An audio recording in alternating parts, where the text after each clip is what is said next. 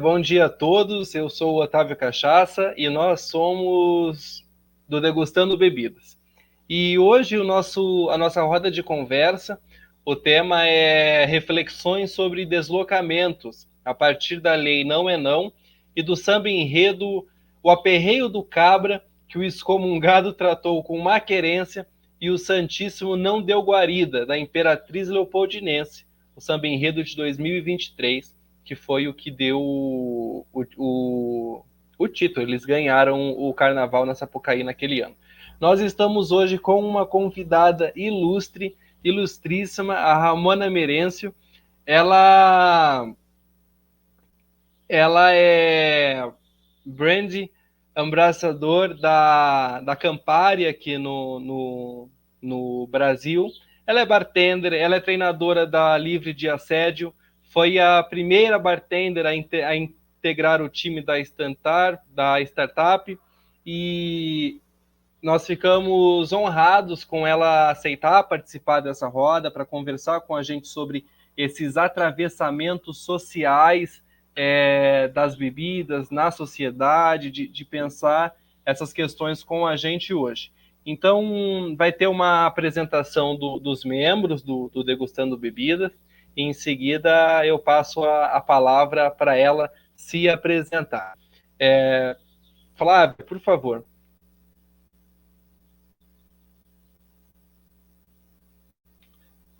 Ó, tá no mudo.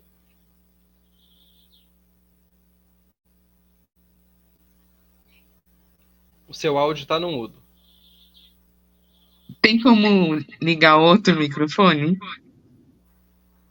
O Do outro Flávia 2? tá ligado. Oi, gente, bom dia. É um prazer estar aqui com todos vocês.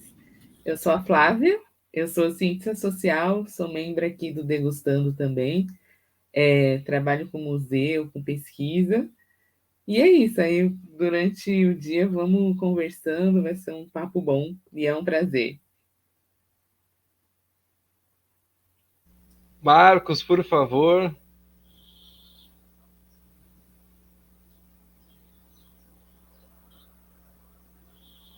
Bom dia, pessoal. Sou o Marcos, sou professor da rede estadual aqui em São Paulo, sou parte do Degustando. A gente conversando aí, a gente se conhecendo melhor. É um prazer, Ramona, muito obrigado pelo convite. Muito feliz aqui por mais uma roda. É isso, pessoal.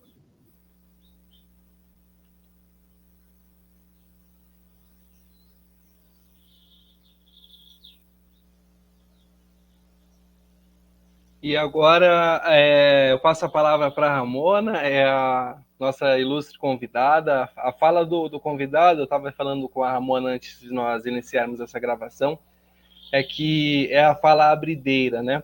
É a que norteiam os trabalhos. Então, Ramona, por favor, se apresente, fale um pouquinho dessa trajetória quanto bartender, quanto embaixadora da Campari, como treinadora da Livre de Assédio. É um prazer ter você aqui hoje com a gente e estamos animados para te ouvir. Bom dia, gente. Eu sou a Ramona Merencio, eu sou bartender aí há 7 anos, um pouquinho mais.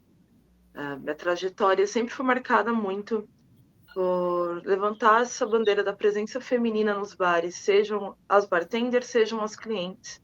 Ocupar esse espaço que nos é arrancado até hoje com tanta violência, né?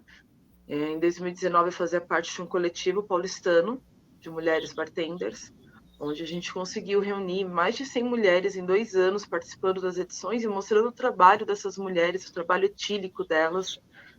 Em 2021, 2022, eu inicio o meu trabalho com a Livre de Assédio, onde a gente iniciou os bares sem assédios aqui da capital paulistana.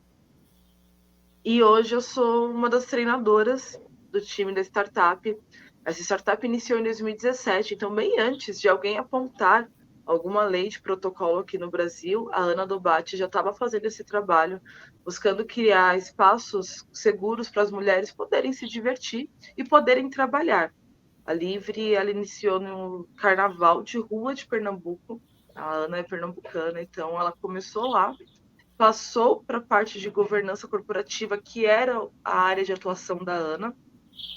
Ela já trabalhou em várias empresas, inclusive em outros países, trabalhou na China, ela foi formada, o mestrado dela na Espanha. Então, ela trouxe muito dessa bagagem corporativa e hoje a gente tem clientes como a TIM, que tem uma rota de lojas de acolhimento para vítimas de violência de gênero. Dentro dos bares, a gente está com uma rota de bares seguros. E hoje, com as leis, a gente está fazendo vários trabalhos juntos às secretarias municipais para fazer o selo Não Se Cale aqui na capital paulistana e com a lei Não é Não, que é a nossa lei federal, que foi lançada no dia 31 de dezembro, né? E estamos aí na reta final, tá? Os bares, casas de evento, restaurantes e todo lugar que tenha consumo de bebida alcoólica se adequar para a segurança da mulher.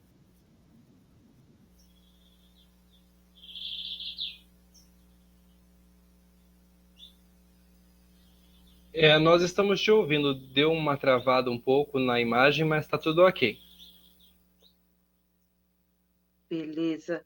E aí o Otávio fez esse convite maravilhoso para mim, para a gente conversar, vai juntar um tema de uma escola de samba que eu achei maravilhoso, porque eu tenho essas raízes nordestinas, né? Meus pais são do sertão da Paraíba, então, além do samba enredo, me veio muito mais lembranças de histórias de família do que eu gostaria até. E principalmente a gente puxar também um pouquinho do papel da força do homem nordestino para a mulher, acho muito importante nessa roda de conversa, viu, Otávio? Com certeza, Ramona. Em conversa com a Flávia, com o Marcos, a gente estava pensando muito essa. Deixa eu colocar aqui minha imagem.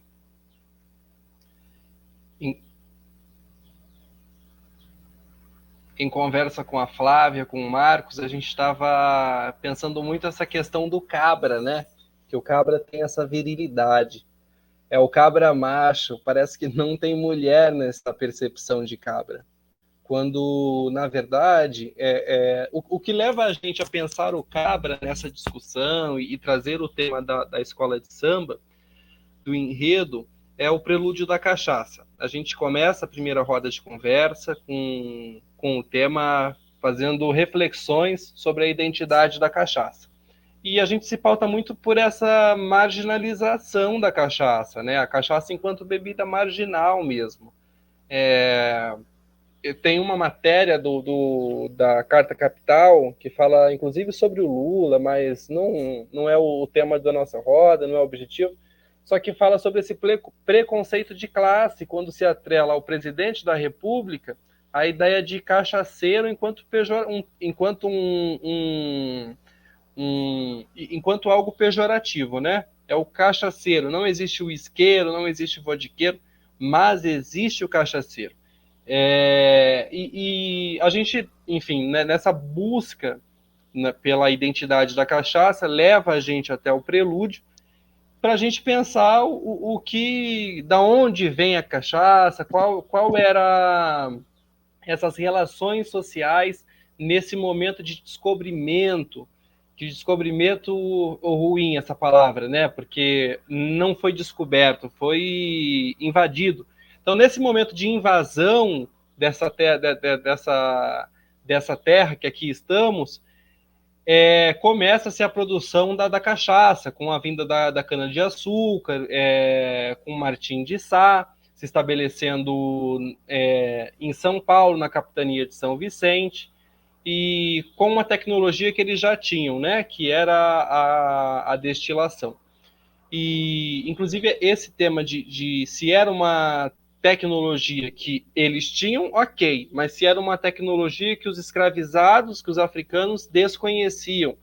E a gente teve ponderações naquele momento, de pensar que provavelmente eles não desconheciam a destilação. Até porque teve-se invasões árabes no continente africano antes da colonização portuguesa e do processo de tráfico de africanos. Os mouros, né? A gente vai para a época dos mouros, todos levaram estudos avançados. A história da humanidade tem um capítulo muito grande ali que a gente simplesmente desconhece, porque as escolas, no geral, nos colocam como se toda a modernidade humana tivesse vindo após essa invasão de continentes por países europeus, né? Mas se a gente pensar, até entrando um pouquinho de religiosidade aqui, nos itãs de orixás, né, que são as histórias que envolvem essas deidades, os itãs, eles falam às vezes de algumas bebidas, como o vinho de palma para Oxalá, então não deve ser desconhecida. Isso daí é uma coisa que vem do ser humano há muito tempo. Tem um livro que eu gosto muito, que é Uma Breve História da Bebedeira. É um livro mais cômico do que realmente de estudo, mas ele puxa um ponto muito importante. A sociedade, ela tinha comida à vontade em qualquer ponto. E aí ela resolveu parar de ser nômade por algum motivo. E ele fala que esse motivo, com certeza, foi a bebida, porque você tinha que esperar as coisas fermentarem. Então, isso daí, para mim, é um conhecimento que vem da humanidade desde sempre. O ato de beber, o ato de produzir bebida, é a nossa história, é o que inicia a sociedade como ela é. Porque se a gente for puxar de várias e várias e várias histórias, de vários e vários e vários estudos, a gente sempre vai puxar alguma coisa que remete à bebida, que remete a algum tipo de produção, e até mesmo porque o álcool era uma forma segura numa época de se tomar a água que era contaminada, ninguém tomava água pura em alguma época da história. Ou então a gente vai pegar e vai chamar as tabernas, como que elas eram, o que que elas traziam. Então o ato de beber, ele sempre existiu. Aí falando da marginalização da cachaça, a gente pode falar um pouquinho de como os barões do café tratavam a cachaça também. Essa marginalização, essa síndrome do vira-lata que o brasileiro carrega até hoje, vem muito dessa história. Porque os barões do café, para se sentirem superiores, eles só consumiam coisas que não eram brasileiras. Tudo deles tinha que ser europeias, era uma tradição deles, e aí eles marginalizavam a cachaça. Sim, deixa eu trocar aqui a imagem. É muito importante essa perspectiva, né? Hoje se fala em uma perspectiva decolonial, que a gente encontrar essa brasilidade que foi negada, que foi silenciada, e aí a gente pensa em apagamento, né? Tanto que foi muito interessante sua fala, Ramona, porque nesse ano, em 2024, teve 2 desfiles de escola de samba em São Paulo. O desfile da Vai Vai, que era uma manifestação contra a Semana da Arte Moderna, era uma nova leitura do que é brasilidade, pensando na população marginalizada, a população tida como marginal. E teve a escola de samba, deixa eu pegar o nome aqui, que venceu, que foi uma carta, eles fizeram um desfile em homenagem ao Mário de Andrade, a essa brasilidade. Então a gente percebe que é um tema em disputa. É um tema em disputa aqui no Degustando também, porque é o que é o ser brasileiro, né? O que é esse ser brasileiro e o que parece é que a cachaça dá pistas de uma população marginal atrelada a ela. Você falou dos itãs, dos orixás, né? A gente percebe na Umbanda, nas religiões afro-ameríndias, de modo geral, que tem ali as religiões afro-ameríndias, se a gente for pensar as que têm os guias, os seres encantados, né? Por exemplo, os cangaceiros, que é o que entra nessa roda, a gente pensa o cangaço. Existem pontos da Jurema Sagrada para o cangaço. Sim. Nós temos o Zé Pilintra ali na Lapa, o santuário repleto de bebidas, uma sacralização do que é uma sacralização de identidade, atrelada a um povo, atrelada a uma origem. Eu acredito que essas religiões afro-ameríndias, elas indicam com muita clareza uma brasilidade que talvez não apareceu com força aí na Semana de Arte Moderna, talvez apareceu de um modo romantizado, e tanto que a gente vê aí nos desfiles da escola de samba, a Vai Vai, e a outra eu esqueci o nome. Foi a Mocidade? Mocidade Alegre. Exatamente. Então a gente vê que é um tema em disputa, e o carnaval é lindíssimo, né? É a comunidade produzindo durante um ano inteiro e levando para a avenida, para o Brasil ver. Então eu vou passar a palavra antes da gente retornar o tema. Estava falando do prelúdio, como que ele indicou essa marginalização, mas acredito que a Flávia e o Marcos têm muito a contribuir, a colaborar nesse complemento. Flávia, vou colocar você aqui na tela.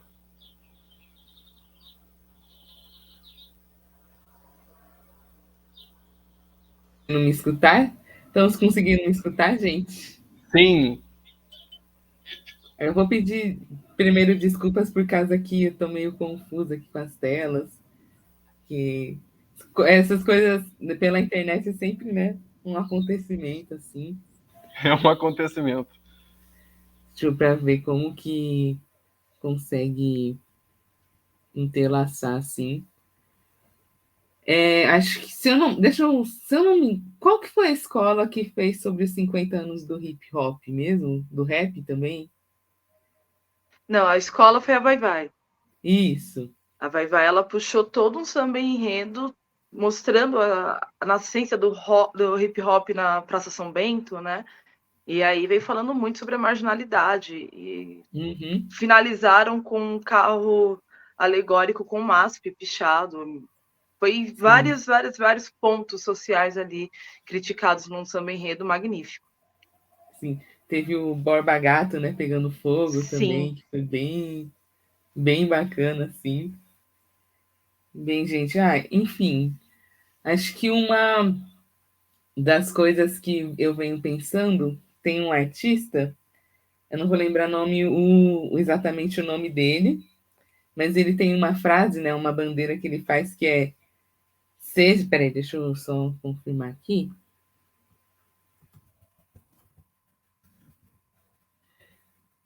É o seja herói, seja marginal, né? Do artista plástico Hélio Oiticica.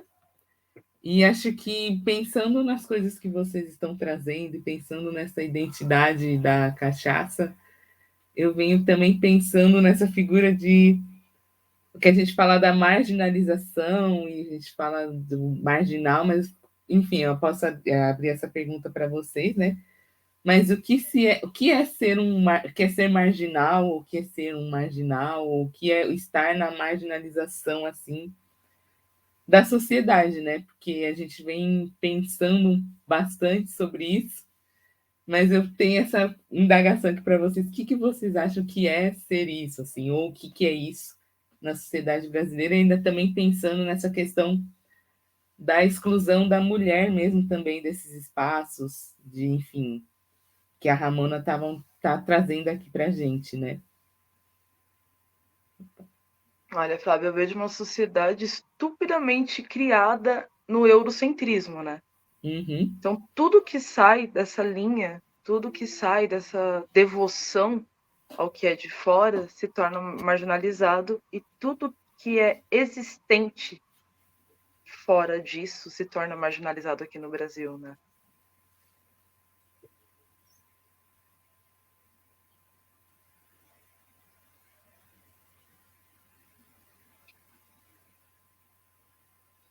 Essa fala é muito importante. A gente hoje se fala muito sobre o decolonial mesmo, as narrativas decoloniais. Na primeira roda nós tivemos a participação da professora Miriam Melchior, e aí ela fala sobre Walter Benjamin. Ele faz uma crítica a essa história da arte, como se ela precisava sempre superar a arte anterior, né? Como se fosse uma história de progresso, uma história de superação, em que o passado morreu, o passado acabou. quando, na verdade, a gente tem aí a supremacia de determinadas narrativas e você tem o silêncio de narrativas. Então, você tem narrativas silenciadas e narrativas que são tidas como não sei se as corretas, né? Porque eu acho que esse negócio do correto ele é sempre questionado. Mas você tem uma narrativa muito vinculada à estética. Perfeito, a gente chegou num ponto aqui. É uma narrativa muito vinculada à estética. E você vai ter também uma estética marginal. E você vai ter representações do que é essa estética marginal. E aí, quando a Flávia fala desse processo do ser mulher também, porque a cachaça é marginal, mas o que é ser marginal? Ser mulher é ser marginal?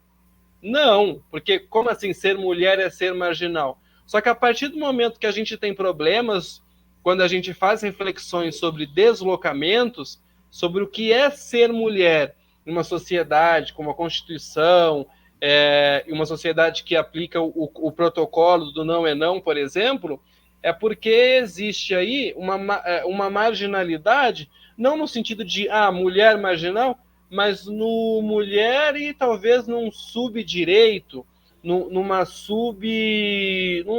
subrespeito por parte de alguém. Então, se é a mulher que sofre um subrespeito, quem é esse alguém? Então esse alguém é um alguém homem, talvez um homem pensando um cabra viril, um cabra macho, que está acima de uma representação de gênero igual? Parece que sim. Tanto que você precisa ter leis para regular essas relações sociais. E eu vou passar a palavra para o Marcos aqui. Se ficou confuso, a gente vai ter tempo para dialogar bastante.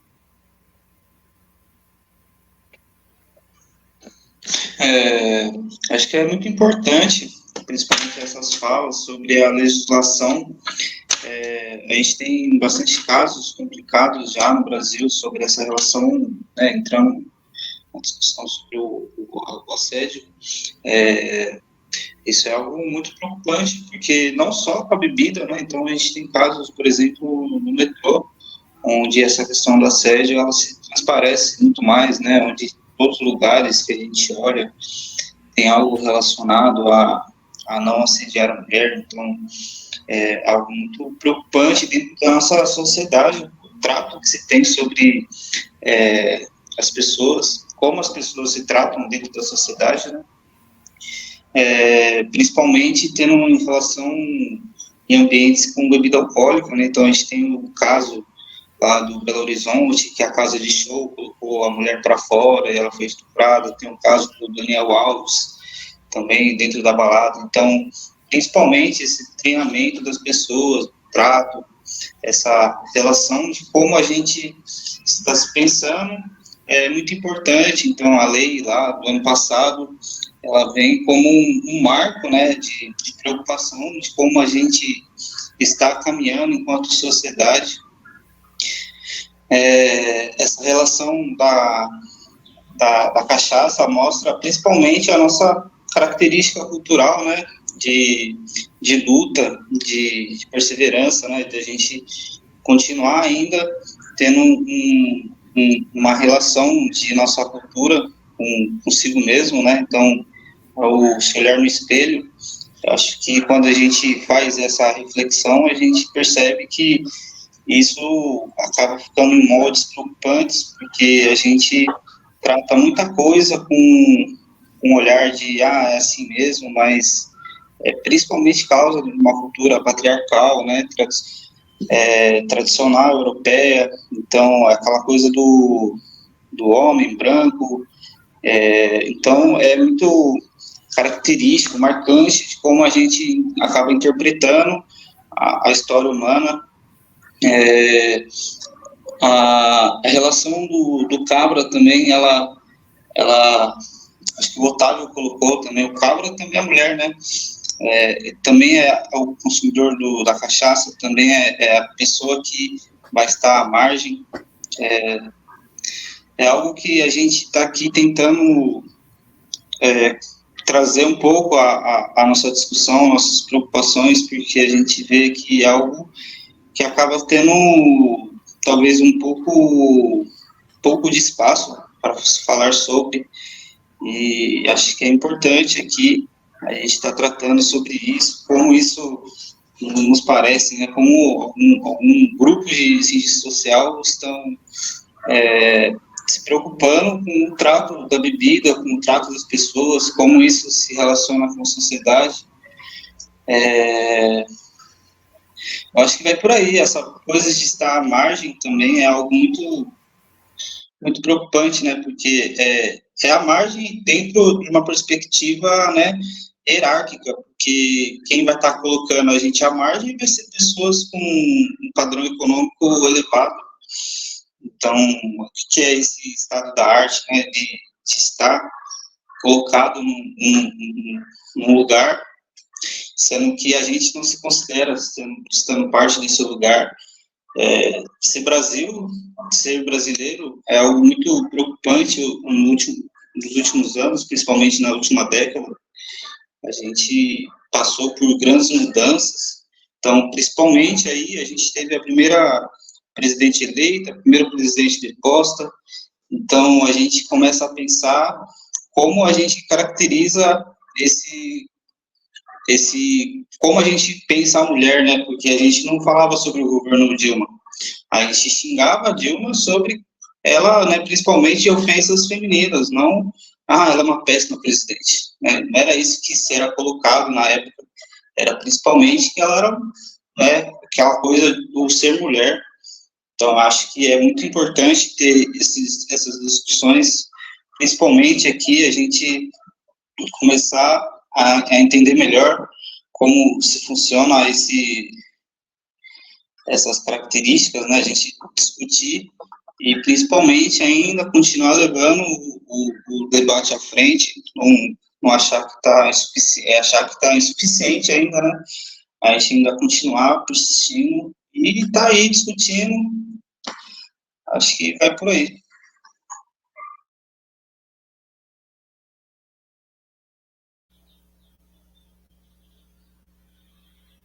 Gente, essa fala do Marcos sobre o governo Dilma, né? A gente tem que lembrar que as ofensas, além de tudo, elas traziam conotações de violência sexual, né?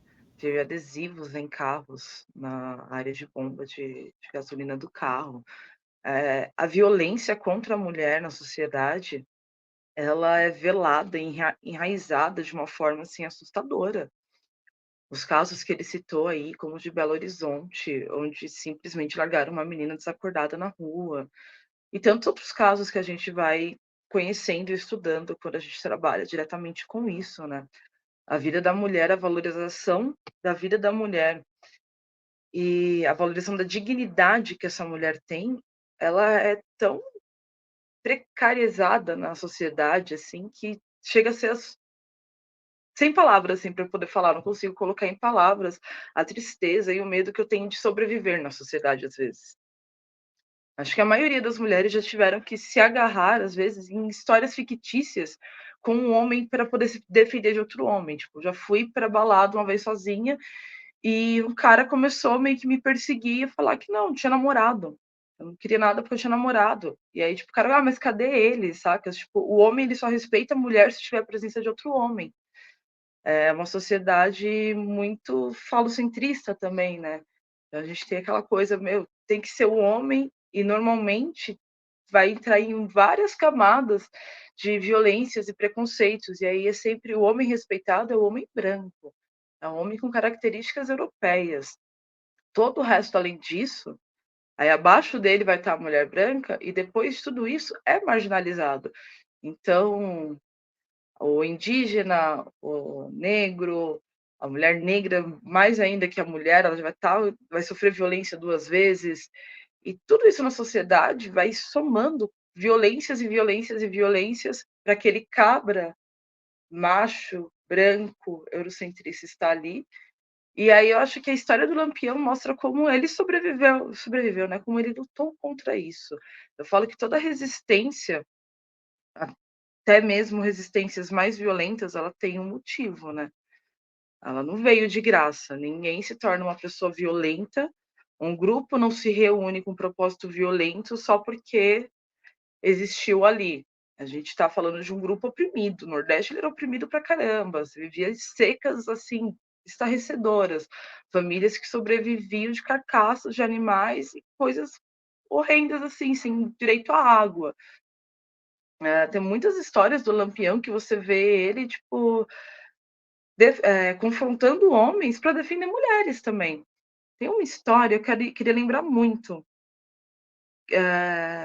a fonte, mas que eu estava vendo de Lampião já faz um tempo, que ele ia na casa, ele entrava nas casas, né? Ele tinha que ser servido, ele e o bando dele. E aí o homem falava que a comida estava muito salgada, ele reclamava da comida que a senhora tinha feito. E o Lampião pedia para trazer sal para esse homem, fazer esse homem comer a comida com um monte de sal junto e falava: eu não reclamei. Ela fez tudo isso de boa vontade. Ela fez a comida de boa vontade para gente. Quem é você para reclamar? Então, todos esses grupos marginalizados, eles trazem, às vezes, alguns pontos para a gente estudar e para a gente começar a pensar do porquê que eles existem, do porquê que eles agiam daquela forma. Ainda mais esses grupos mais antigos, de histórias muito mais sofridas, né? Perfeito, Ramona. Maravilha. Eu acho que o próprio Lampião, a ideia do cangaceiro, né? Porque os cangaceiros existe uma devoção na Jurema Sagrada. Tem uma frase do Câmara Cascudo, eu separei aqui, que ele diz bem assim: que o sertanejo não admira o criminoso, mas o homem valente. Então, o próprio enredo da Imperatriz Leopoldina traz um momento, uma bandeiras em que pergunta herói ou vilão. E tem as suas... Qual a palavra? Essa palavra sempre me some. Dualidades? Dualidades, contradições, mas dualidades é muito boa. Primeiro porque a gente tem uma necessidade uma necessidade forte de identificar bem e mal a partir de certos preceitos, de certos preceitos. A gente precisa dessa clareza de bem e mal, né? E a sociedade é uma contradição. E quando o Câmara Cascudo fala isso, que o sertanejo ele não admira o criminoso, mas o homem valente, indica um caminho. Herói ou vilão? Se ele fosse vilão como um todo, apesar das contradições, evidente, mas se ele fosse um vilão, eu acredito que ele não teria sido homenageado na avenida, sua filha não estaria desfilando lá. O Câmara Cascudo ele aponta que a cachaça até para definir quem é dono dela, tem essa estratificação social. Ele traz uns folclores, umas quadrilhas assim, que ele diz assim: mulato não larga a faca, nem branco a sabedoria, cabra não deixa a cachaça, nem negro a feitiçaria. E aí ele traz uma variante do Maranhão aqui, nas pesquisas dele, né? Jogo de branco é dinheiro, de caboclo fecharia, vida de cabra é cachaça, de negro é feitiçaria. Então, essas quadrilhas que tem no folclore popular, ela estratifica a sociedade ao colocar estereótipos muito marcantes do que é associado a cada raça. O negro é da feitiçaria, o branco é da sabedoria, do dinheiro, o caboclo é da faca, da flecha. Então, e ao mesmo tempo a cachaça não é de nenhum deles. A cachaça é do cabra, e esse cabra não aparece enquanto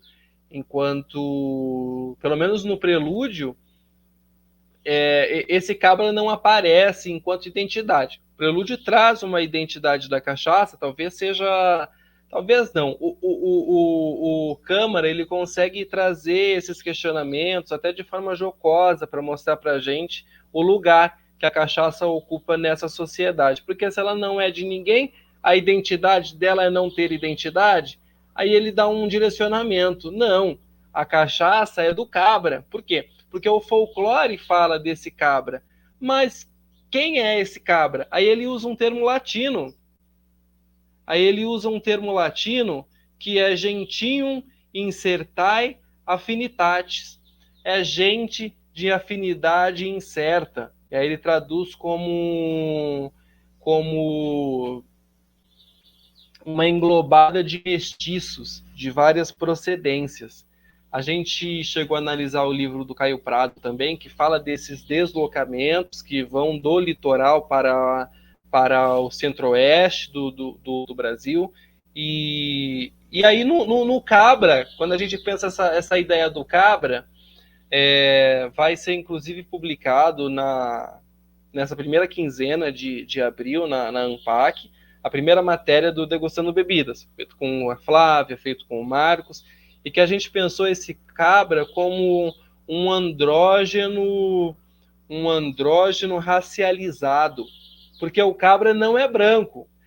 Ao mesmo tempo que ele não é ninguém, que ele não é negro, que ele não é indígena, ele não é branco, ele é racializado. Ele é de várias procedências. Ele é um gentium incertae affinitatis. Então, acho que essa palavra affinitatis, ela indica sobre estética, porque vai ter que ter uma afinidade. Tem que ter uma afinidade muito clara do que é luxuoso. Era uma das questões que a gente tem no Degustando, que vai trabalhar ainda, do que é o luxo no pensamento social brasileiro. O luxo, com certeza, indica uma certa afinidade. Então, a cachaça, ela é daqueles que não têm uma afinidade. É muito interessante, assim, porque sugere, enquanto produto marginal, e marginal a partir de um olhar de afinidade. Porque quando você vai para as religiões afro-ameríndias, que são essas religiões que englobam esses mestiços de várias procedências, a cachaça é tida como uma bebida sacralizada. Na Jurema Sagrada, você joga cachaça no chão antes de iniciar o ritual. Por quê? Porque ela sacraliza o lugar. Ela torna o local sagrado. E por falar em sacralidade, pensando na cachaça, no livro do Jorge Amado, A Morte e a Morte do Quincas Berro d'Água, é muito interessante. Porque, primeiro que o Quincas, ele é um funcionário público, ele é casado, e chega um momento da vida em que ele olha para a esposa e para a filha, ele chama elas de jararacas, mas está muito atrelado à sociedade, aquela sociedade da qual ele faz parte, de bons costumes, de ter que moldar uma vida para ser uma certa pessoa. E ele é muito cobrado no âmbito familiar dele. Ele é cobrado pela esposa e pela filha. Então chega um momento em que ele já está aposentado, ele era um funcionário público muito admirável, viveu a vida seguindo uma cartilha. Só que chega um momento em que ele não aguenta tudo aquilo. Ele simplesmente chama a esposa e a filha de jararacas e vai embora. Deixa a casa, enfim, era da família, né? E aí ele vai viver da aposentadoria dele mesmo, através da cachaça. Então o Jorge Amado já faz essa representação do Quincas, que ele vai viver a vida dele, ele vai ser autêntico, ele vai beber a cachaça mesmo, e mostra que tem uma marginalização naquela sociedade, está falando da Bahia, entre classes, né? Diferenciações entre classes a partir da bebida, tanto que a família dele nunca consumiu cachaça no livro, mas bebeu cerveja. Então, assim, tem uma diferenciação ali de quem você é a partir da bebida que você consome. E a cachaça está muito associada à vadiagem, à macumba, aos pretos. Tem essa associação muito forte. e que não é demérito, afinal de contas a gente faz essa roda pensando nessa identidade, porque é uma identidade muito voltada para o sacro mesmo, né? Para o sacralizado. Mas aí, essa questão do sacralizado, ela também passa pelo atravessamento da afinidade. Porque até mesmo o que é sacro tem que ter uma afinidade. E tem que ter uma afinidade a partir de uma classe dominante. Uma classe dominante branca, uma classe dominante europeia. E aí, na Morte e a Morte do Quincas Berro d'Água, ele morre, né? Só que ele tem 3 mortes, que é primeiro essa morte social, que é quando ele para de ser o funcionário público e ele se veste de outra forma, ele tem a autenticidade dele, ele vai viver da forma que ele bem entende, e ele tem uma morte física. Só que nessa segunda morte, que é a morte física, não é a morte final. Em algum momento da história, os amigos de Quincas dão cachaça para ele no velório, trocam a roupa dele, que é o terno que a família colocou no velório, para ele ser lembrado como aquele homem associado de toda a representação positiva, porque Quincas, até então, era tratado como um morto pela família, mesmo sem morrer. Então, no momento que Quincas morre, e os amigos dele estão no velório, eles trocam a roupa dele, colocam a roupa de Quincas, e aí dão cachaça para ele. E aí, nesse momento que eles dão cachaça para ele, Quincas ganha vida. E aí, enfim, o livro mostra todos os acontecimentos depois, até ele morrer finalmente onde ele queria, que era no mar, né? Só que Quincas ganha vida até morto com a cachaça. Então, mesmo você percebe na literatura brasileira que, mesmo numa literatura totalmente acadêmica, o Jorge Amado, sendo parte da Academia Brasileira de Letras, não sei se ele publicou o livro antes, provavelmente, mas você vê que toda mesmo nessa academia referenciada, a cachaça, ela apareceu como essa coisa sacralizada, ela deu a vida, ela mudou uma situação para outra. E foi muito interessante que no Quincas veio como a cachaça, né? E aí a gente percebe que mesmo essa ideia de sacro, de sacralizado, do que merece a maior reverência, ela é também um atravessamento dessa afinidade. Você precisa ter afinidade com uma cultura dominante, uma cultura branca, uma cultura colonialista, que é o que a gente vai tratar daqui a pouco no Código Civil de 1916, que é reflexo dessa sociedade colonialista, e aí a gente traz essas palavras de como a mulher ela era vista por essa sociedade, como que ela era atravessada por essa sociedade colonialista e mesmo mulher branca. É realmente uma imposição de uma categoria de subcidadania.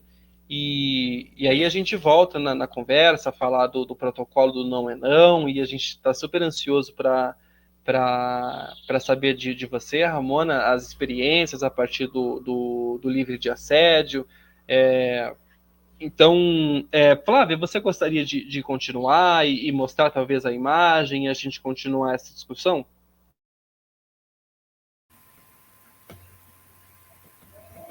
Colocar a imagem, né?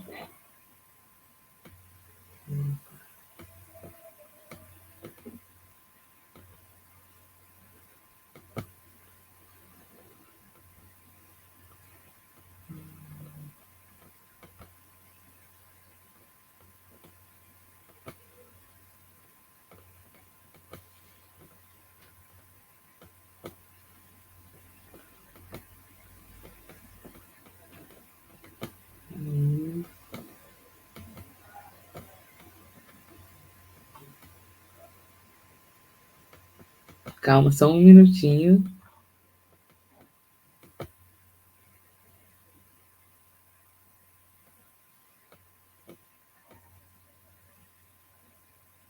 Otávio, eu tô vendo você gesticulando, mas seu microfone tá mudo. Ah, perfeito. Agora eu não sei desde quando tá mudo.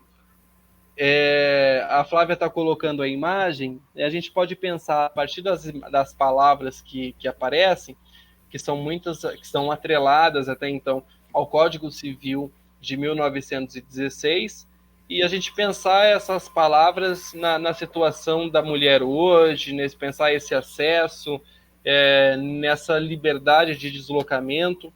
Quando foi feita a lei, né, pela Maria do Rosário, o protocolo Não é Não, foi muito baseado no que aconteceu com Daniel Alves lá na Espanha, e que a Espanha já tinha um protocolo e aqui no Brasil não tinha, né? Tá dando para ver, E aí ela diz, ainda não, Flávio. Eu acho que sim, adicionar ao palco. Ó, já está aberto, mas não está na imagem. Tá, peraí. Só tá aparecendo aqui, né? Peraí. Isso.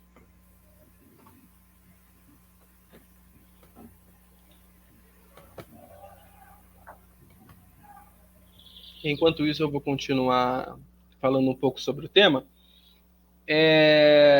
Quando o protocolo Não é Não ele é criado, a Maria do Rosário fala sobre um dado, né, que 53% das mulheres elas não frequentam ambientes de lazer por não se sentirem seguras.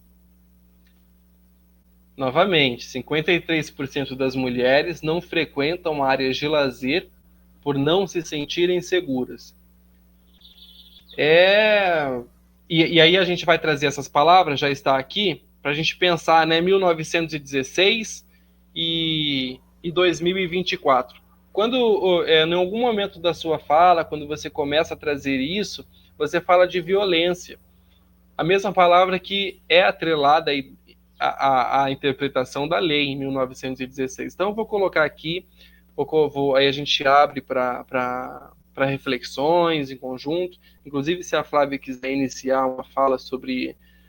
Ó, já estou colocando aqui. Perfeito. Perfeito.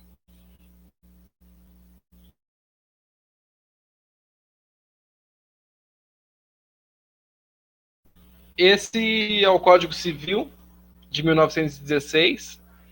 Na verdade, é uma leitura dele a partir de um artigo.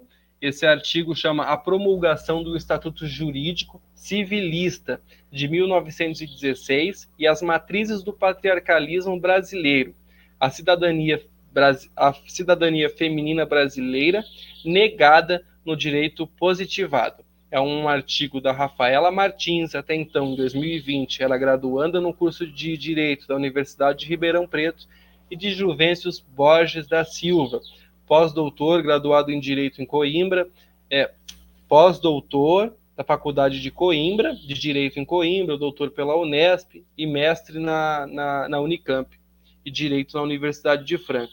Então, a partir desse artigo, essas palavras são as interpretações dessa lei, pensando o direito de igualdade de gênero. Não é olhando, aí diz assim, mas é um anacronismo olhar com o olhar de hoje. Talvez, se a gente fizer uma leitura de pensar as cangaceiras e trazer para pensar essa legislação atual, a gente entra num confronto anacrônico, possivelmente. Mas se a gente olhar para a situação do gênero, a gente consegue ver certas desigualdades. E certas não sei se é uma palavra que abarca todas essas palavras, como secundárias, relegadas, impelidas, subservientes, submissas, invisibilidade, opressão. Não me parece palavras que ficaram em 1916. A gente ouve muito essas palavras ainda hoje.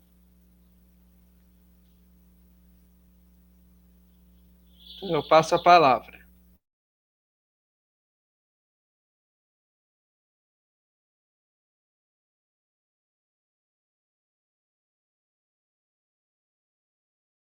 O Marcos não conseguiu ficar.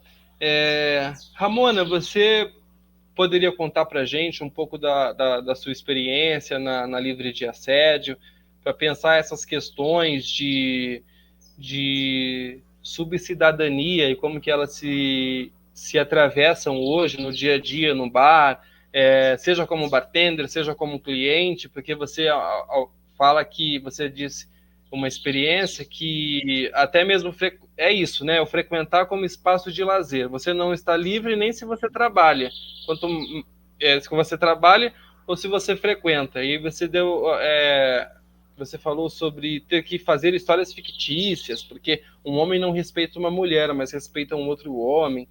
E como que a gente vê que em 1916 existe um tratamento muito direcionado à mulher como subcidadã, muito vinculada à ideia do homem como provedor, o homem como detentor dos direitos econômicos, dos direitos familiares, e isso muda em certo aspecto, porque você tem a mulher reconhecida como cidadã em determinado momento que ela permite que a mulher vote, você tem estatutos, leis que vão procurando modificar isso, só que quando você olha para a sociedade, não parece que muda no sentido de que 53% das mulheres não vão a locais de lazer porque elas não se sentem seguras.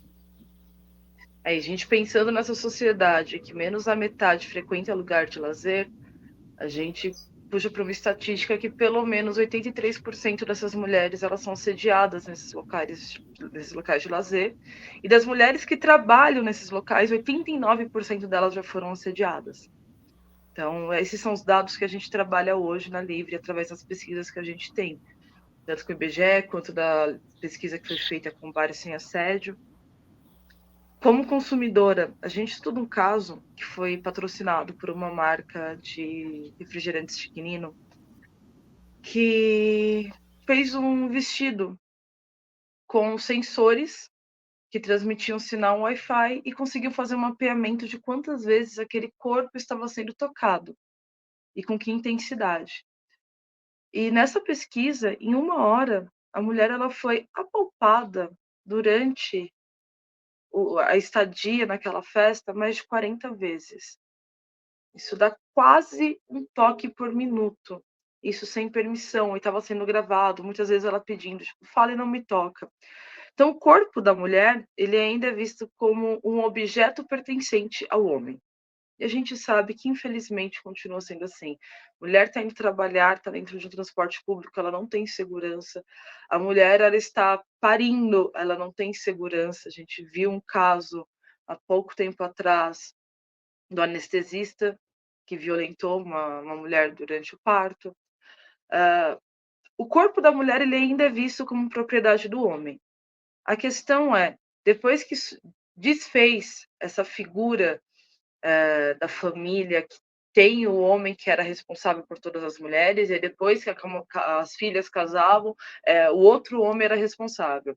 Hoje, por mais que a gente consiga conquistar esse espaço de que nós somos independentes, que construímos nossos caminhos, que construímos nossos, enfim, nossas famílias, independente da figura masculina ao lado, o homem só consegue respeitar a mulher a partir da presença de outro homem. Isso ficou ainda enraizado na cultura brasileira. E eu não falo nem brasileira, porque se fosse só no Brasil o problema da violência de gênero, ainda seria o mal menor, né? Mas é global essa violência. Em outras culturas ainda é mais forte. Então, a violência de gênero, ela continua sendo uma coisa que a única coisa que para ela é a presença de outro homem. Se a gente pegar o caso do Robinho, foi uma violência coletiva. E eles se defendendo. Você pega áudios, eles tipo fazendo piadas sobre isso, tentando deslegitimizar a vítima, porque ela estava bêbada demais, ela estava embriagada, não tem como ela lembrar disso. Então, assim, a mulher ela não tem o direito de trabalhar no bar, ela não tem o direito de consumir bebidas, ela não tem o direito de festejar, ela não tem o direito de comemorar um aniversário, de festejar uma promoção, de estar num ambiente que amigos estão festejando, se ela não tiver uma presença masculina defendendo ela. E é muito bizarro isso. Hoje a gente vê que mulheres tentam fazer o máximo de grupos se ajudando, sejam coletivos de áreas de trabalho, porque não é só no bar. A gente pegar a galera do audiovisual, as mulheres elas são muito unidas, porque é um outro ambiente onde essa violência de gênero é estupidamente forte, onde o assédio é constante. E tantas outras áreas. A gente vai vendo mulheres se juntando e se fortalecendo para conseguir se proteger. E quando a gente fala se proteger, não estamos mais nem falando de tentar falar da ascensão social, que esse é um problema que a gente consegue colocar como secundário hoje, porque a gente não sabe se a gente vai conseguir viver para o amanhã. A gente não sabe se saindo de casa a gente consegue voltar. A mulher, quando ela sai, sem a presença de um homem, a gente tem que pensar, o cabelo como é que tá? Eu não ando de rabo de cavalo sozinha na rua, porque é fácil de um homem pegar, torcer esse meu cabelo e me prender. Qual rua que eu vou passar? Tem alguma viela, algum beco, algum lugar que é possível a pessoa me encurralar? Ah, se eu tô num bar, num restaurante, num evento, numa balada, onde que é o banheiro desse lugar? Eu consigo ir? Tipo, necessidades humanas básicas. Eu posso fazer isso naquele lugar sem me sentir ameaçada? Então a gente continua com essa sombra de que o homem é a única coisa que nos defende, porque a sociedade ainda enxerga isso. Por mais que a gente esteja lutando, criando grupos, transformando às vezes até a mentalidade de mulheres que se sentem mais fragilizadas, tipo, tentando trazer esses 53% de mulheres que não frequentam para cá, fala assim, não vem, você é pertencente a este lugar, você tem o direito de festejar a sua vida, de celebrar suas conquistas também. Mas é muito ruim para uma mulher se colocar ao caminho disso. Existe todo um preparo. A mulher ela pensa na sobrevivência dela desde o momento que ela sai de casa. E isso nem é sempre para uma questão de lazer. A gente tem que pensar na nossa sobrevivência quando sai de casa até para ir no mercado da esquina. Não sei se a Flávia quer comentar alguma coisa a mais também. Acho que é importante nós, como mulheres, falarmos das nossas vivências, né?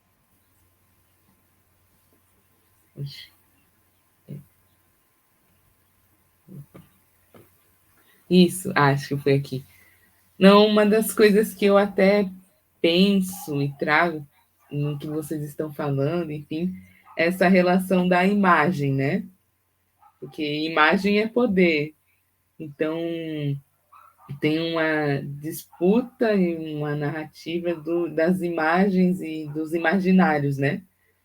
E aí, em relação ao gênero, em relação à classe, em relação à raça também, tem essa questão de como que parecer ou ser, ou enfim, todas essas relações impactam na vida das pessoas e das mulheres e das diversas mulheres, né? Enfim, mulheres trans, mulheres lésbicas, mulheres negras, como que isso impacta na vida, enfim, geral, assim, né? E o medo também, né? Porque quando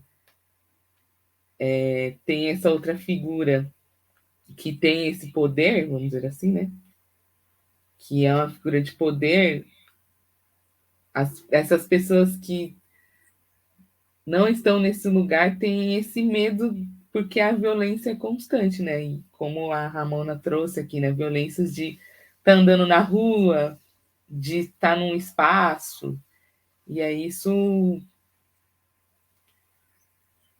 é não ter o direito de viver a vida plenamente, né? Que não ter o direito de viver uma vida sem medo, ou não ter o direito de viver uma vida sem violências.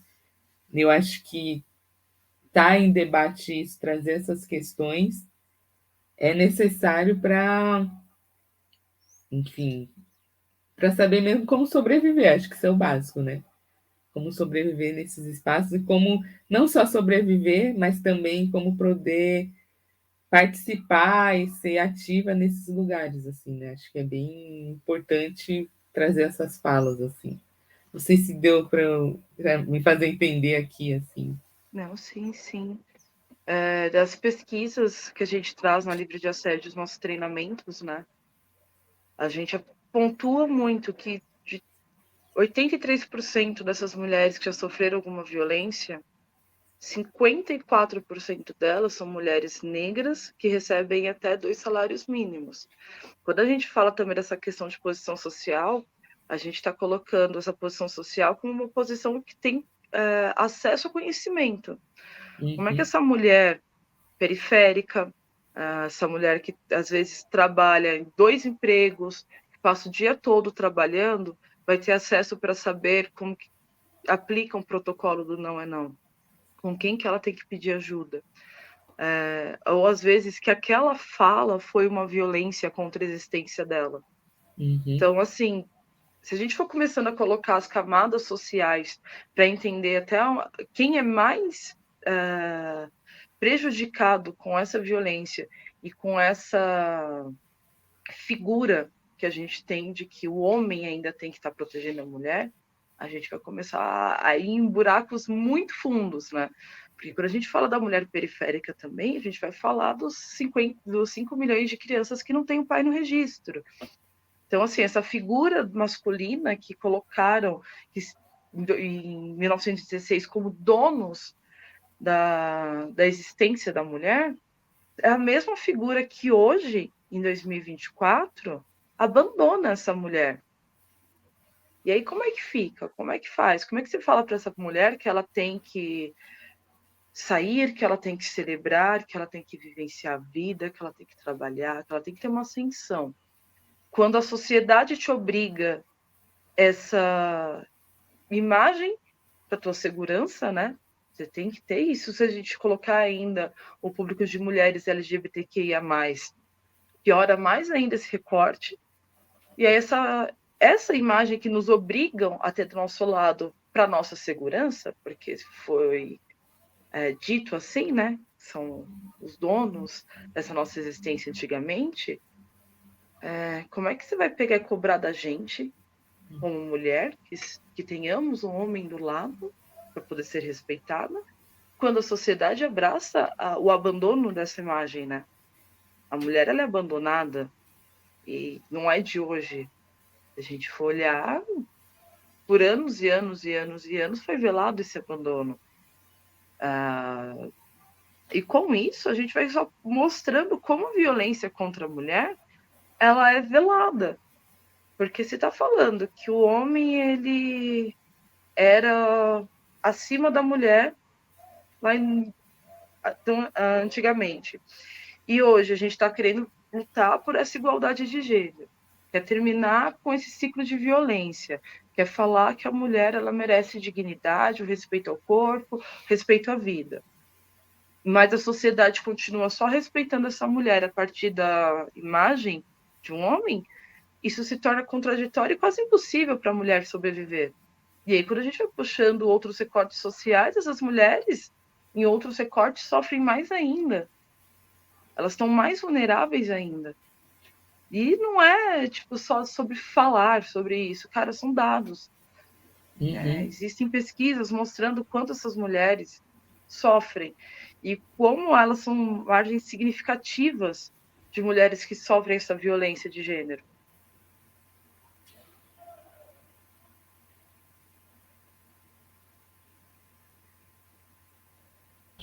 É realmente lamentável.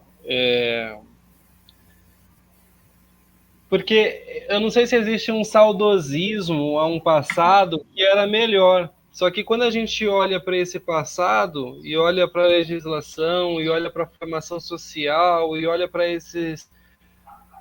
essa vida em sociedade, ela não parece que era melhor, ao mesmo tempo que não parece ser a melhor hoje. Porque os dados não indicam um apaziguamento, não sei se essa seria a palavra, mas os dados não indicam um apaziguamento, não indicam um lugar que a gente chega de tranquilidade, um lugar que a gente chega em que somos iguais. Porque a gente começa com a ideia de igualdade e na Revolução Francesa, liberdade, igualdade, fraternidade. Todos são iguais juridicamente. O rei é igual ao plebeu, a plebeia.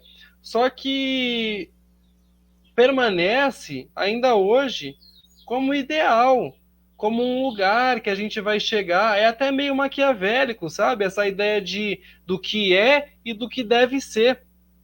Talvez seja essa mesma leitura de uma ciência social, de que a gente ainda vai ser alguma coisa, mas uma coisa que falta. Só que é muito problemático quando a gente fala de... É extremamente problemático, né? Porque não é somente a raça humana. A gente difere etnia, a gente difere gênero, são esses atravessamentos. E é lamentável. Ao mesmo tempo que a gente tem casos como o do Robinho, que a gente tem casos como o do Daniel Alves, que dão... que assim, é uma tragédia, né? É depois que pega fogo que a gente resolve colocar o extintor de incêndio. Então, assim, precisa se acontecer essas tragédias para se olhar e perceber, nossa, realmente a gente não existe uma legislação que protege a mulher nisso. Sendo que a gente hoje fala até de iluminação pública. Porque a gente precisa ter a iluminação pública porque a mulher precisa vir da faculdade, precisa chegar do trabalho, e a iluminação pública dá mais segurança. A gente tem problemas sociais realmente estruturais, e aí são problemas que vão ser recortes de classe mesmo, e é muito visível quando aparece nos indicadores que mulheres periféricas, elas vão... eu acho que é isso, não é o sofrer mais, mas é o ter mais chance de sofrimento. Porque é uma condição que a gente vê no Código Civil de 1916, e aí eu tenho alguns eu vou trazer para vocês aqui. No Código Civil de 1916, é que eu trouxe uma frase da Mary Del Priore, uma historiadora e escritora brasileira, que ela fala que, segundo o Código, a mulher casada era considerada incapaz. Ela devia ser a sua representação legal, ser assegurada pelo marido. Ela não poderia, sem autorização prévia do esposo, exercer uma profissão, aceitar um mandato, aceitar herança, contrair obrigações. Cabia ao homem tomar essas decisões sobre a administração dos bens comuns, dos bens particulares da mulher, de determinar a fixação de um domicílio familiar. E aí você tem... E essa lei, é muito louco isso, porque essa lei ela era ainda meio progressista para a época.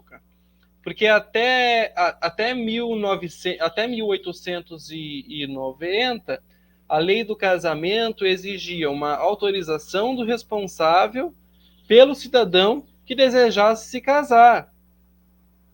Então, assim... tinha que ter um atestado ali de que a pessoa não possuía doenças infecciosas, enfim, existia ali um intermédio entre alguém que deveria permitir e que parece que muda na lei de 1916, porque abole essa prerrogativa de alguém ter que decidir, e o consentimento fica para menores de 21 anos. E tem a Maria Berenice Dias, que é desembargadora no Rio Grande do Sul, e que ela fala que essa posição de inferioridade que é determinada à mulher, ela vinha, claro, de características familiares, e que a autoridade do homem era totalmente aceita por causa da preservação da unidade familiar, está muito atrelada à moral, aos bons costumes, e é o que a gente ouve muito, essa história de moral, de bons costumes. Não é uma história do passado. A gente ouve isso de moral, de bons costumes em roupa, que tem que estar, mas estava com roupa assim, estava com unha pintada de determinada forma, estava com cabelo. Isso são tantas falácias, isso é uma falácia, uma puta falácia, que coloca que existe prerrogativas para ser aceita com igualdade, quando na verdade não. A Ramona trouxe para a gente aqui o caso da mulher que é gestante, que vai ter o filho e foi abusada pelo médico. Independente do local, ao que parece, independente do local, existe uma sensação na sociedade, e não na sociedade toda, né? A gente... Mas, assim, não é questão de na sociedade toda ou não. É indiferente isso. A questão é que existe essa sensação. A gente vê nas estatísticas, a gente vê nos dados. Existe uma sensação de que existe uma subclasse, uma subcidadania, de que existe entre a raça humana um subgênero, uma subclasse também. Então, porque é isso, quanto mais vulnerável você é, mais chance você tem de não ter direitos, de ser violentado em todos os seus aspectos. É violento. A gente traz essa imagem, vou colocar aqui agora, das palavras que fazem a gente pensar. Ah, não está mais aqui, Flávia? A imagem com os nomes? Mas é isso. A gente viu inicialmente essas palavras. São palavras que a gente vê hoje. Não adianta. Passa 100, passa 200 anos. É claro que esse pensamento de não adianta, ele é um pensamento totalmente problemático. Porque, claro que adianta. Adianta é isso. A sociedade civil organizada, ela luta, seja através dos seus representantes ou não, para fazer com que se observe isso, com que se coloque luz a esses casos, né? Que se coloque luz a essas estatísticas, porque para uma sociedade que quer ser ao menos como uma sociedade que a gente pensa na Revolução Francesa, que traz a modernidade para a gente, de pensar igualdade, fraternidade, a gente está longe, ao mesmo tempo que a gente anda, mas o problema desse andar é que é isso, parece que uns andam mais do que outros. É problemático, é extremamente problemático. A gente tem mudanças pequenas, mas cada mudança pequena é um avanço e é sempre um apontamento para um lugar que a gente pode chegar. E não é um lugar assim, como se estivesse pedindo muito, né? A gente está falando do básico, do ser igual, da gente não ter protocolos, de que os gêneros não tenham protocolos diferentes ao sair de casa, não tenham protocolos diferentes aí no banheiro, não tenham protocolos diferentes aí a uma área de lazer, porque quando vocês trazem essas experiências, é uma experiência profundamente marcada no protocolo, protocolos diferentes, protocolos associados à subcidadania. A gente faz uma roda de conversa dessa para pensar que já deu, né? E já deu, mas a gente ainda continua a gente continua como apoiador e a gente continua como sociedade civil organizada, seja através de representantes ou não, mas caminhando para um lugar de superação dessas barreiras de desigualdade, de opressão. Então eu abro novamente a roda e eu estendi um pouco, mas é super pertinente, né? A gente está pensando esse tema e tão importante. Ó, o microfone de vocês, eu já passo a palavra, eu já complementei aqui. Quiserem contar alguma experiência? E acho que a gente pode falar um pouquinho, né, de como que a gente pode trazer esse conhecimento da cachaça para uma mulher se ela não quer frequentar os ambientes, né? Tipo, cara, para eu conseguir sair para ter uma degustação, para tomar um coquetel, para conhecer uma marca, eu prefiro ir a eventos fechados, porque eu tenho medo do álcool tirar minha percepção do ambiente, por exemplo. Eu tomo muito cuidado. É diferente, um homem ele consegue ir em qualquer evento aberto e degustar. E aí a gente tira esse poder dessa mulher de consumir também, né? A gente tem que pensar agora na bebida também. Poxa, a gente tem uma questão bem legal, histórica das bebidas no Brasil, né? A gente não só falando de cachaça, a gente tem a tequila, a gente tem muita coisa bacana para mostrar para o Brasil aí afora. e que eu, como mulher, às vezes eu vejo que muitas delas talvez não tenham acesso, porque são mulheres que evitam sair à noite e só saem para trabalhar mesmo, falando como bartender, né? E o quanto isso é tirado da gente, sabe? O acesso ao consumo do álcool também como lazer, né? Ou como estudo mesmo, no caso do bartender, para a mulher é um pouquinho mais difícil. Flávia, tem alguma experiência, gostaria de compartilhar com a gente? Até essa experiência também, não só no bar, mas acho que de modo geral, essas experiências relacionadas a lazer. Que a gente estava falando aqui até mesmo do ir trabalhar, né? O metrô, o Marcos começou a falar inicialmente sobre isso.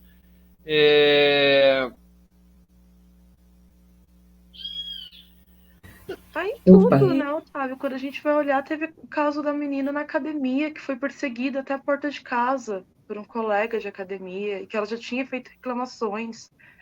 Já tinha 2 reclamações dela na academia fazendo a denúncia de perseguição e simplesmente ela foi ignorada. Ela só foi ouvida quando ela expôs a academia e o descaso da academia. A mulher, tipo, para ela ser ouvida, sem ser questionada, e ainda assim vai ser questionada, é só quando a situação estoura de um nível que saia da bolha.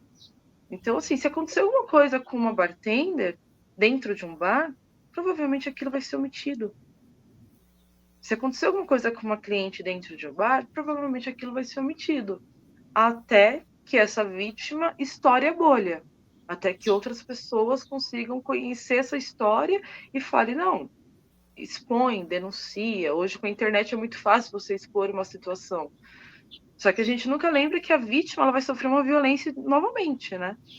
Porque se você expõe, vai vir pessoas duvidando da tua palavra, vai vir pessoas com o famoso, mas você estava lá, estava usando tal roupa, estava sorrindo, você não pode fazer nada. Tudo que a mulher faz, a sociedade em si, tenta colocar como argumento para que aquilo foi permitido, né? Uma coisa que a gente passa muito nos protocolos, para uma brigada de bar conseguir ajudar uma mulher. Sorriso não é consentimento. Quando a gente está dentro de uma situação que a gente tem medo, provavelmente a gente vai tentar sorrir sem graça, né? Porque você tem medo daquela pessoa reagir de uma forma violenta, se alterar, e aí está numa forma um pouquinho encurralada e a mulher está rindo sem graça, mas dá para perceber, né? A leitura corporal. A mulher está sorrindo, mas está procurando outra pessoa com o olhar. A mulher está sorrindo, mas o corpo dela está tenso, está recluso. E tudo isso fala muito de como a sociedade vê, tipo, você estava sorrindo, estava tudo bem. E a gente tenta sempre mostrar isso nos protocolos, né, gente? A mulher sorrindo nem sempre está tudo bem. Conversa, quando aquela pessoa estiver indo no banheiro, aborda, pergunta se está tudo bem, se precisa de ajuda, se ela está se sentindo confortável.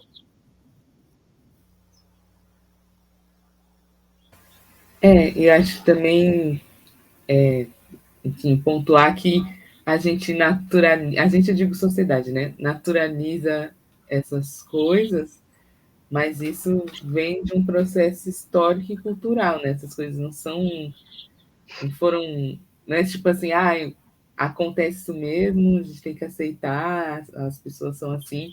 Não, elas vêm de históricos culturais, vêm de contextos, vêm enfim, da invasão, vários outros aspectos que também, quando a gente observa outras cosmovisões, outras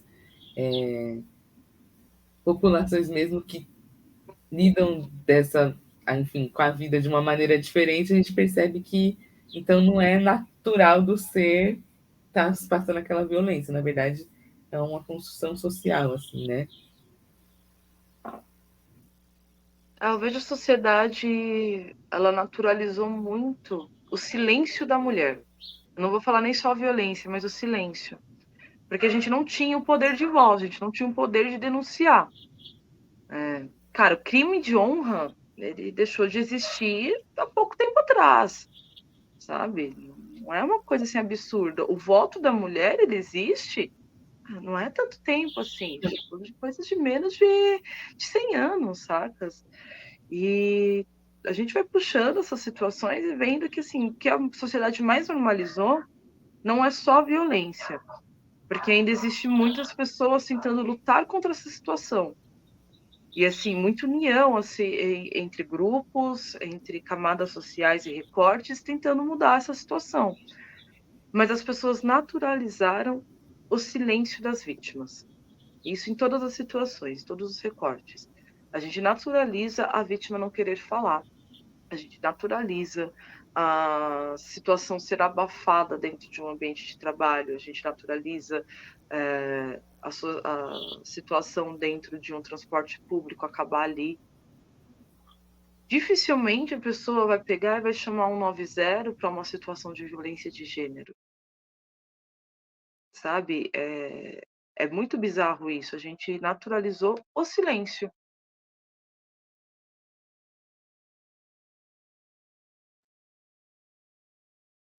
Ramona, no livro de assédio e a implementação desse protocolo, a gente viu que os bares, tá aqui, colocar certinho, foi sancionado no dia 28 de dezembro do ano passado, a fim de prevenir o constrangimento e violência contra a mulher nos ambientes que sejam vendidas bebidas alcoólicas, como casas noturnas, boates, casas de espetáculos musicais ou locais fechados ou shows. Então, esse protocolo, ele define que precisa ter ao menos uma pessoa naquele espaço que esteja orientada a como agir. E as casas, se eu não me engano, tem 6 meses para finalmente aplicar isso. E esse protocolo, como que ele é aplicado? Você deu o exemplo dessa percepção, desse entender a situação, ter esse olho mais clínico, de perceber o que está acontecendo, dessa linguagem corporal, de ver que uma mulher está sendo acuada. Não é difícil, né? A gente sabe quando uma coisa está saindo do natural. E eu li também algo sobre a pessoa vai no banheiro e tem lá um drink, diz assim, se você estiver acontecendo determinada coisa, se você estiver se sentindo pressionada, coagida, peça determinado drink. Como que você tem visto isso no dia a dia do bar? Se isso é aplicado na maioria dos lugares? Ou infelizmente não, mas agora com a legislação vai ser obrigado, finalmente. Como que você vê isso?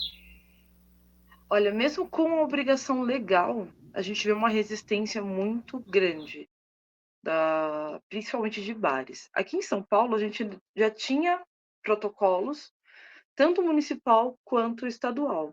O municipal, ele é um pouquinho mais amarradinho, vamos dizer por assim. O municipal, para você conquistar um selo, são categorias, né? O bronze, prata e ouro, que é o selo do bar amigo da mulher. Aí você vai ter questão da brigada toda ser treinada. Os treinamentos, eles acontecem toda semana, é gratuito, tem 2 horários de treinamento, um pouquinho mais cedo, às 14h, e outro às 17h, no auditório, no prédio da Secretaria de Direitos Humanos. Então, assim, o protocolo municipal, eles estão viabilizando para que o funcionário consiga ter acesso. E, além disso, você não precisa de entrar só como bar. No municipal, o freelancer também pode entrar. Você não precisa estar atrelado com um contrato de trabalho. O foco é que não seja só o bartender ou o garçom que faça esse curso, que faça esse treinamento. O foco é que hosts, gerências, caixa, até mesmo o pessoal de administrativo desses bares façam esse treinamento para eles conseguirem verificar situações internas, né? Às vezes dentro da equipe pode estar acontecendo uma situação que ninguém está percebendo, e também porque às vezes você está numa situação, num ponto do bar que o bartender não está enxergando, que não tem um garçom, mas tem um outro funcionário. Então, se todos os funcionários conseguem ter essa visão 360 do lugar, estando capacitado, o ambiente é mais seguro. Isso eu acho muito mais amarradinho em relação ao protocolo Não Se Cale no município de São Paulo. Aí, entrando para o protocolo estadual. a gente começa a ver as pontas soltas, né? O protocolo estadual, ele é feito online, essa capacitação, e aí você não tem garantia que aquela pessoa realmente conseguiu entender todas as situações, você não tem uma garantia de trocas de vivências, né? E acaba sendo um pouco genérico. Só que para isso você tem que fazer esse curso para conseguir ter o cartaz e acabou. Tem um cartaz, não tem mais nada. Sobre o drink, eu não acho bacana, porque o drink você pode fazer o pedido às vezes no momento e aquele código já vazou, um cara já viu, já falou para outro. E eu sempre friso, né? Assediadores e agressores, eles repetem padrão. Eles não param no primeiro, eles continuam repetindo o padrão. Se eles vão num lugar que eles não se sentem ameaçados, eles vão continuar indo. Então, se acontece essa mudança brusca, ai, tem um drink, vou pedir o drink Pink Lady. Não, se eu pedir o Pink Lady ali, eles vão me ajudar. Aí o cara já sabe porque já aconteceu uma vez, e ele retornou lá, porque normalmente não acontecia nada com ele. E aí a pessoa pede de novo, e aquela pessoa se altera. Porque é muito fácil você descobrir esses códigos. O que a gente ensina muito nos treinamentos é o código da mão, que é colocar o dedão no centro da palma da mão e fechar os dedos. Isso aqui é universal, é sinal de perigo. A gente pede até para ensinar para criança, né? Uma criança num parque que alguém estranho abordou, a gente pede para ensinar para a criança a fazer isso aqui para alguém. Por quê? Esse símbolo você consegue fazer disfarçadamente, você consegue ir no banheiro e passar por um funcionário e fazer. Você encontra vídeos de mulheres que estavam sendo sequestradas, que estão dentro de carro e fazem esse símbolo para o carro do lado, e aí é chamado a polícia e tal. É um símbolo silencioso, dá para você tirar do campo de visão da pessoa, do agressor, do assediador, né? É um pouco mais seguro. Já o protocolo não é não, eu acho ele um pouquinho mais solto do que o estadual, que já achava muito solto, né? Porque, tá, pede a capacitação. Mas como que é a capacitação desse profissional? Como que é a regulamentação das startups? Hoje a gente está vendo um monte de startups surgindo, a gente não falo nem por concorrência de mercado, mas qual que é a vivência dessas startups? Quais são os projetos que ela tem? Ou elas só pegaram um conteúdo mastigado para ensinar sem saber realmente o que passar para aqueles bares, o quanto eles estão deixando aqueles bares preparados. A gente está vindo de um trabalho aí de 7 anos, e que é um trabalho de formiguinha, que hoje a gente está começando a ver alguma mudança. Mas, no geral, tem muita gente chegando agora e que fala muito superficialmente sobre assuntos, deixando essas pessoas cheias de dúvidas que eles não sabem sanar. E aí, quando você tem dúvida, você não sabe cuidar do seu cliente, cuidar da sua equipe, o problema vai continuar. Não vai ser um certificado que vai mudar isso. Não sei se eu fui clara sobre isso, sobre essas 3 camadas das leis. Foi muito clara, Ramona, ao mesmo tempo que que a gente fica... É isso, né? A lei não é essa mágica que muda a sociedade, né? Não é no dia que ela saiu no Diário Oficial e ficou tudo lindo. Mas é interessante saber que nesses... Você vê a importância desses treinamentos, né? No caso ali, a Livre de Assédio, você que faz parte desse time, e de como que esse protocolo é passado, ensinado, desses movimentos que conseguem ser feitos, tipo, sem ser tão visíveis que garante uma segurança ali. Ao mesmo tempo que você falou que existem informações que são online e você não consegue muito garantir que teve uma vivência ali, se foi efetivo e o estabelecimento já ganha o selo. Ao mesmo tempo que pelo menos ter o selo já garante alguma coisa, né? Pelo menos alguém ali já acho que apareceu. pelo menos alguém ali já está minimamente habituado com o assunto. É uma lei extremamente nova, né? Final do ano agora, 6 meses para aplicar, e a gente está aí, a gente espera que seja diferente. Espera as novas estatísticas, e essas estatísticas são sempre tão violentas, mas a gente espera com essas legislações, com esses entraves, modificar um pouco esse cenário, né? Que é isso, trabalhar na prevenção, conseguir diminuir essa estatística de violência e modificar, né? A gente isso, ao mesmo tempo é aterrorizador, né? Porque você tem aí 53% das mulheres que não vão num espaço de lazer, porque ele não é tido como de lazer, e essa. Mas ao mesmo tempo, essa lei é uma grande vitória, porque se você começa a mudar essa estatística de violência, consegue interceptar antes que aconteça, o pior. É muito positivo, né? A gente precisa esperar aí as melhores estatísticas, os melhores dados, Sim. que a situação melhore. Até porque a gente tem uma sociedade que tem ídolos, né? Que não respeitam isso, porque se a gente for falar da violência de gênero, né, do assédio, ele já é crime desde 2018 aqui no Brasil. Em outros países o protocolo já está há muito mais tempo e a gente continua vendo homens que têm poder, principalmente monetário, né, agindo como se a lei não fosse nada para eles. A gente viu o caso do Daniel Alves, o cara saiu mascando chiclete, prepotente, queixo erguido, porque ele pagou 1 milhão de euros e está tudo certo. A questão é, né, quantas mais mulheres ele pode cometer essa violência e passar impune, e pagar 1 milhão de euros e sair. O Robinho passou aí anos aqui no Brasil em paz, jogando futevôlei na praia.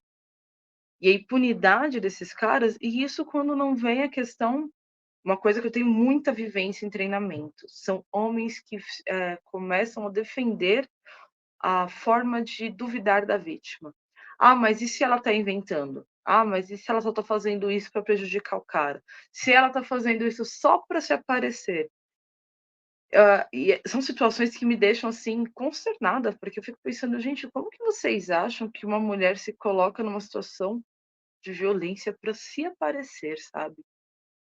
E eu vejo que isso, você cria essa imagem de que ela pode estar fazendo isso para prejudicar o homem, justamente por esses ídolos que a sociedade ainda tem, que se mostram impunes, que estão acima do bem e do mal, que estão acima de tudo pelo poder aquisitivo que eles têm. E tipo o que eu estava falando, né, o treinamento online, ele não te dá direito de você rebater essa fala, de você explicar para a pessoa. Outro exemplo de fala que normalmente é muito rebatida, que tentam me tirar a credibilidade durante o treinamento, é sobre. Nossa, me fugiu a palavra agora. Quando você faz a denúncia e você tem a restrição de espaço, senhor amado. Me fugiu a palavra.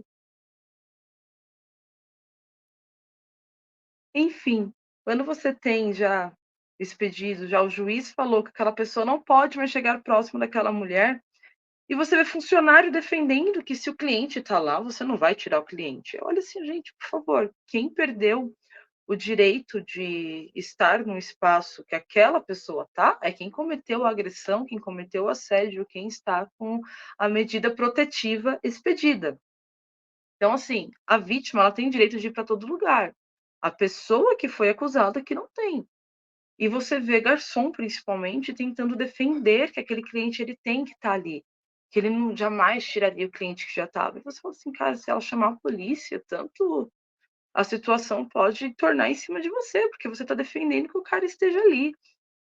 E você vê muito isso, das pessoas realmente defenderem agressores, assediadores, e eu vejo muito isso ser uma reverberação dessa idolatria por homens que não são penalizados.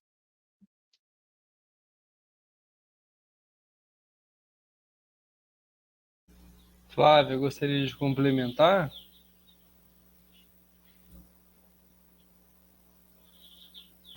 Não, acho que a Ramona está trazendo, as colocações dela já estão muito bem feitas assim. Acho que não tenho mais nada a acrescentar no momento, não. Ramona, a gente tem estudado nessas rodas de conversa, nesse grupo, o conceito do apagamento, né, junto com essa marginalização, apagamento, narrativas, essas vozes que são silenciadas.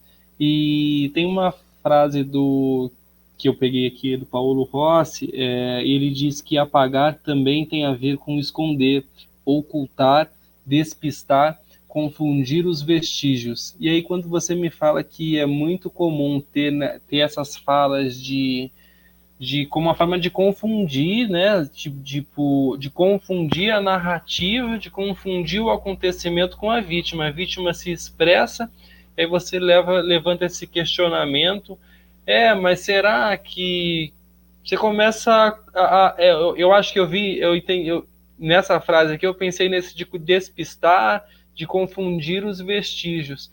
E você disse que é uma prática e você tem garçons, essa preocupação, não, mas não pode tirar é tratado como cliente, né? Realmente, a gente tem muito a mudar ainda. Vamos ver como que vai ser a gente tem ainda aí 2 meses, né, até junho, que vai estar exigido mesmo o protocolo. E acho que a gente já está indo para o final da roda, a Flávia já praticamente finalizou.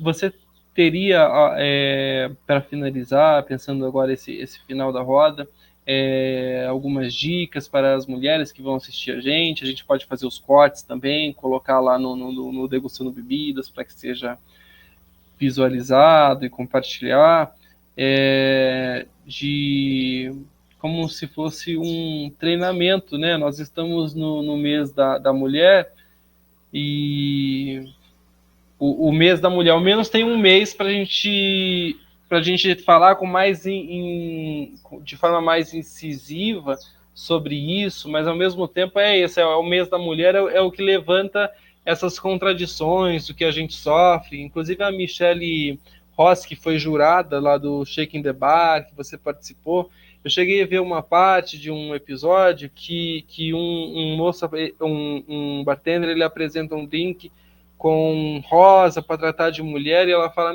isso já está ultrapassado. E a gente tem ainda essas associações desde o Código de 1916, Código Civil, que trata a mulher com essa fragilidade, mas o quanto que essa fragilidade só complementa, reforça essa ideia de subcidadania, de incapacidade. Então, pensando nessa reta final, um protocolo, né? Como se for para passar um protocolo, é como se esse vídeo ser visto por mais mulheres, enfim, uma forma da gente melhorar individualmente esse cenário, com mais informação, né? Sim, eu acho que direcionado para as mulheres, eu nem tenho muito o que falar, porque a mulher desde pequenininha, desde criança, ela é ensinada a viver na defensiva, né? Você aprende que você tem que sentar que nem mocinha, tem que se comportar que nem mocinha, que é para não provocar as pessoas, que você não pode fazer um monte de coisa. Então, acho que para a mulher, tudo que eu posso falar para elas é que vivam, ocupem lugares, estejam presentes nesses lugares de lazer, estejam presentes em lugares de artes, estejam presentes em lugares de estudos, se façam presentes, mas andem sempre em pares, em grupos. A gente ainda precisa uma da outra para a sobrevivência.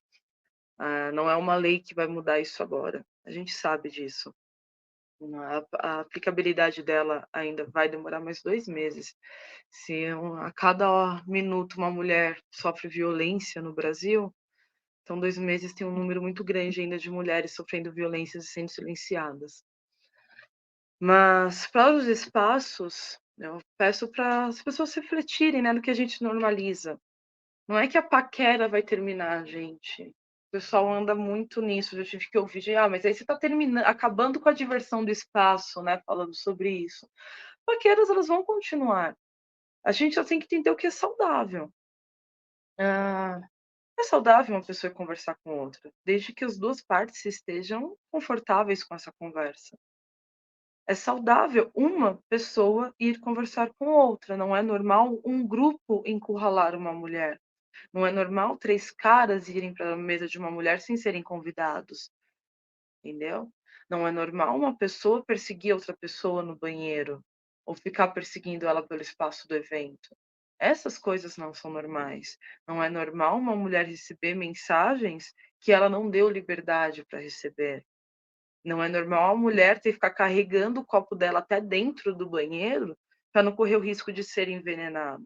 Inclusive, a gente tem que prestar muita atenção nisso. Como que os bares estão se portando com isso? Ah, fulano quis mandar um drink para aquela mesa, como que eu faço? Gente, quem tem que escolher se recebe o drink é a pessoa, não é quem está mandando. Você não manda um drink sem você perguntar se a pessoa quer receber ou não. Você está abrindo aí um caminho para a pessoa que mandou se sentir em liberdade de invadir o espaço da outra. Então a gente tem que ter mais tato com isso. De quem que a gente está tirando a liberdade de escolha? Se o cara quer mandar um drink, então primeiro a gente pergunta para a mulher se ela quer receber. Espaços com muito ponto cego. Pô, vamos aumentar essa equipe. Ou então, equipe, vamos começar a andar mais por esses espaços cegos que vocês às vezes não estão olhando, uma pilastra, um corredor para o banheiro. E eu acho que o ponto mais importante, o corpo vulnerável. Eu sempre deixo isso muito explícito. Se uma pessoa se machuca, quebra o pé, se uma pessoa sofre um ataque epilético, um ataque cardíaco, você chama o SAMU, né? O 192 é acionado. Mas por que quando o corpo está vulnerável, está em estado de alcoolemia, você abandona esse corpo? Você deixa ele largado num canto da balada, você deixa ele largado dentro de um Uber com um desconhecido, você deixa largado na rua. Porque esse corpo vulnerável, ele é menos digno do que qualquer outra pessoa que está em uma situação de vulnerabilidade de saúde.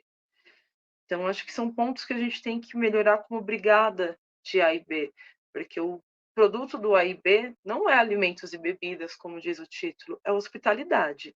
E hospitalidade é cuidar. Então, vamos começar a olhar com um pouco mais de atenção para esses pontos. Vamos começar a cuidar mais dessas pessoas, porque a gente não está falando, às vezes, só de uma noite de diversão que pode ter uma experiência incrível, como a gente gosta muito de desenhar dentro da hospitalidade, mas quando se trata da mulher, esse olhar de cuidado, esse olhar atencioso, ele pode salvar uma vida, ele pode salvar a dignidade de um ser humano. Então, vamos começar a olhar esses pontinhos. Onde eu trabalho, o banheiro ele não dá uma visibilidade legal para ninguém que está trabalhando. Vamos dar um ponto sei lá, onde deixa o aparador. Vamos colocar ele num ponto diferente da casa, onde dá para todo mundo sempre estar indo lá e ver o espaço do banheiro, se está tudo ok, se ninguém está perseguindo ninguém. O espaço que eu trabalho tem vários lugares que são pontos cegos. Vamos mudar, fazer uma decoração com luminoso que dá para você ver melhor. Vamos começar a girar esse pessoal do salão para cuidar dessa galera. A gente não tem um espaço seguro para atender alguém com bulimia. A gente não tem nenhum espaço reservado para essa pessoa poder se recuperar. Vamos chamar o SAMU. A gente tem esse serviço gratuito. Chama o SAMU, deixa essa vítima, essa pessoa em vulnerabilidade, num lugar que a gente considera seguro, que é dentro do cuidado do âmbito da saúde. Acho que são os pontos que eu tenho para finalizar, Otávio. A gente ter esse olhar de cuidado. Obrigado, Ramona. foi muito reflexivo quando você começa a dizer que as mulheres, você tem a dizer, se divirtam, né? Se apropriem dos espaços que pertencem a vocês. E quando você complementa dessa forma e ao mesmo tempo que fala da hospitalidade, que alimentos e bebidas é sobre hospitalidade, né? É sobre todo mundo se sentir em casa. E se sentir seguro, se sentir em um espaço protegido, se sentir cidadão, se sentir dono de seus direitos, né? Pertencente aos direitos. Obrigado, foi uma honra para o Degustando Bebidas ter você aqui hoje para discutir esse tema com a gente, para refletir esse tema com a gente. Você colaborou demais nessa construção. Eu já estou me despedindo também por aqui, agradeço a presença da Flávia e passo a palavra também para ela finalizar. Mas, Ramona,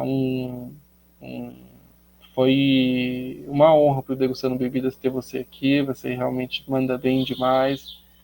Parabéns pelo seu trabalho, todo o sucesso do mundo e obrigado por compartilhar por compartilhar experiências e saberes. Faz a diferença. Gente, a honra é toda minha de estar nesse espaço. Eu agradeço muito por abrirem esse espaço. A gente precisa de pessoas que falem mais sobre isso. A gente precisa de ter mais espaço para essas falas. Então, muito, muito obrigada mesmo. Que essa roda de conversa ainda se reverbere por muitos e muitos dias, semanas aí, e qualquer dúvida que as pessoas tenham, qualquer coisa que elas queiram compartilhar, às vezes até tentar entender uma situação que estão passando, eu me faço disponível. Meu Instagram tá lá, o arroba marcado no Degustando Bebidas, então, pessoas que precisarem de um apoio, quiserem trocar uma ideia, estou aqui à disposição. Eu queria agradecer, foi muito bacana essa fala, enfim, todas as coisas que foram pontuadas.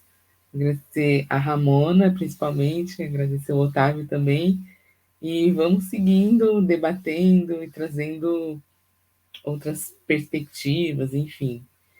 Esses assuntos são importantes serem conversados, e é isso.